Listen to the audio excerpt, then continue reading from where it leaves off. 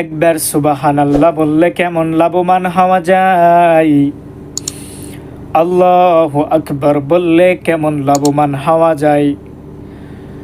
এই দুনিয়ার মুসলমান, আল্লাহ তাআলা প্রত্যেকটা দিন প্রথম আসমানে আসিয়া বান্দাকে ডাক দেয়, এই আমার গোলাম কে আসো, আসো, আমি আল্লাহর কাছে চাও, আমি আল্লাহ তাআলার কাছে চাও। কে আসো, গুনাহ মাপ চাও, কার রিজিকের পেরেশানি, কে অসুস্থ আছো, সুস্থতার নিয়ামত চাও।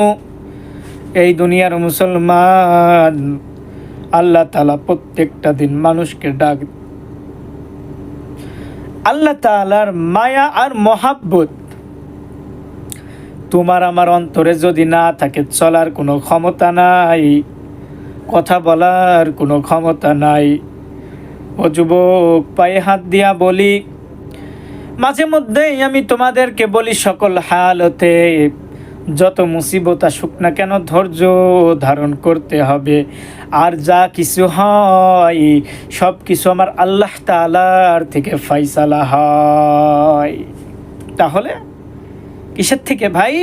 আল্লাহ তাআলার থেকে ফয়সালা, যা কিছু হয়ে আসে সকল মুসিবত থেকে আল্লাহ তাআলা আমাদের হেফাজত করুক। তাহলে কি বলতেছিলাম? সুবহানাল্লাহ বললে কেমন লাভবান হওয়া যায়, আলহামদুলিল্লাহ বললে কেমন লাভবান হওয়া যায়, আল্লাহু আকবার বললে কেমন লাভবান হওয়া যায়। এই দুনিয়ার মুসলমান ইমানদার আল্লাহর গোলাম,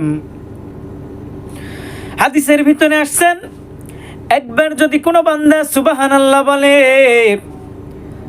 এই আসমানের নিচে জমিনে যত ফাঁকা জায়গাগুলো আছে আমার আল্লাহ তাআলা নেকি দ্বারা পরিপূর্ণ করে দেয়। ও যুবক,